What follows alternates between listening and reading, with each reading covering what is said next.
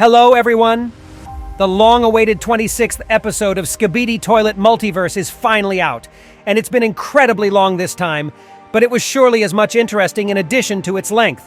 So today I'm going to give you a full analysis of it, as well as find all the secrets for you guys, and build some theories about what's been actually going on in here. Who is this mysterious ninja DRILLMAN? How did the Skibidi know where the DRILLMAN's escape route was? And how exactly is G-Man involved in everything that's been going on in this multiverse so far? And today I'm going to answer all of those questions for you, my friends. So get your tea and snacks ready and prepare to watch this video to the end because it's going to be really cool. Let's go. The episode begins from the moment when the squad of cameramen lands near some sort of gates.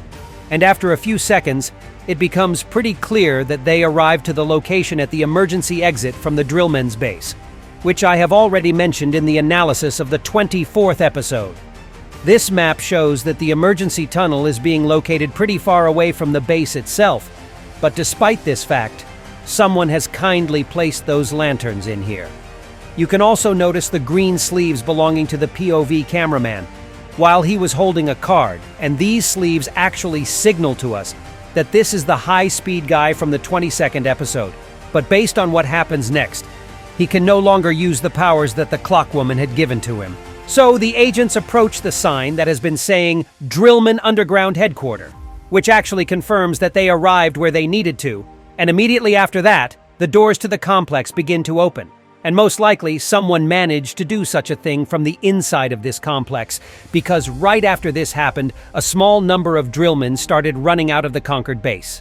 And in slow motion, you can see how one of the DRILLMAN pushes his friend away, which is why he disappears for one brief moment, and after that, he falls to the ground and no longer shows any signs of life. And I don't really know what it was, but it didn't seem like it came directly from his touch, because afterwards he pushed the POV as well, and nothing like that did happen to him. Maybe this guy still has some kind of supernatural powers, and in this turmoil he decided to get rid of his rival so that no one would suspect him. What do you guys think of that? Anyway, let's move on. When all the DRILLMAN run out of the corridor, we see a Skibidi Toilet with a saw coming out behind them.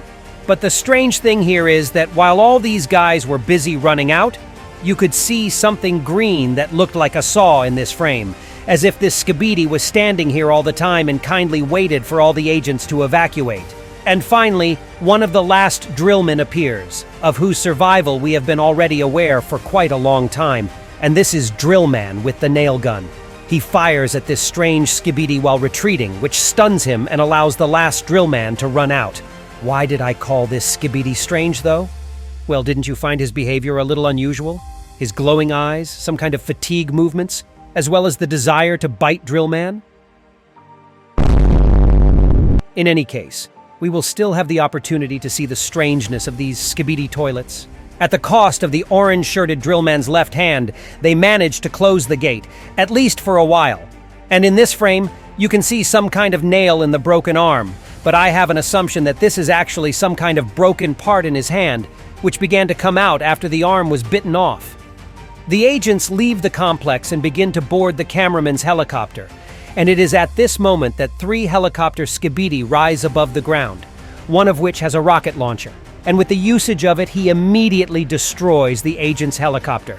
And I'm very interested to know, how exactly did they manage to find out about this place? And how they ended up here just in general, because they rose from the ground, and it seemed as if they teleported to the place next to this exit, after which they began their ascent. And they did it exactly at the moment when all the agents got assembled. How could they even find out about this place, if even the cameramen knew its coordinates pretty loosely? Of course, I'm not hinting at anything here, but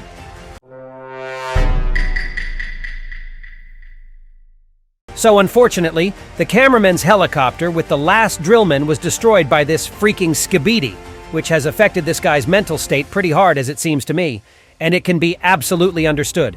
I mean, just try imagining a situation like that. They only escaped from the horror that they had been witnessing before, and after that, something like this happens once again. That must be really stressing for those poor dudes.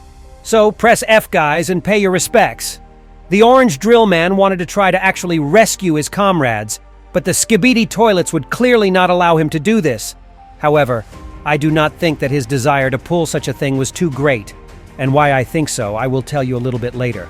And now, I want to talk about this huge toilet, which looks like a welder's skibidi, but with some differences.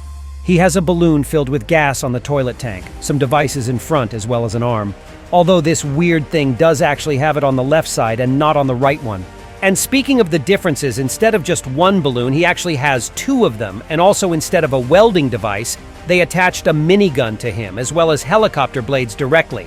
And instead of a welding mask on his face, there is a night vision device, which is similar to what the satellite Skibidi had. He was quite ready to annihilate the remaining agents at this point, when suddenly, no other than Plunger Cameraman, who had not been there with us for a very long time, flew to their aid. And I'm so freaking glad to see this guy again, and how he saves his comrades from another dangerous situation once more. He gets rid of those two little henchmen, but the huge Skibidi turned out to be too much for him though, because the freezing plungers were not enough to stop this monster. However, the Plunger Cameraman managed to disable his minigun before he was caught by this Skibidi, after which a pretty funny scene occurs, where the cameraman shows the middle finger to Skibidi right next to his huge eye, and then he throws the plunger straight into the same eye, freezing it in the end. This giant is clearly not very happy with an experience of such a terrible humiliation, so then he throws the cameraman's transport in a fit of rage. But fortunately, this guy was able to survive this crash. And thanks to the POV, he got out of the wreckage while the huge toilet was busy trying to remove a frozen mask. And just look at his face in that moment. Right between the places where his normal eyes should be, there is a third huge eye, with which he looks into this device. And it becomes pretty clear why he looks exactly like that. And I don't know why, but this Skibidi reminded me a bit of the Cyclops from the cartoon called Shrek. Although I think the majority of you guys must know about this film already.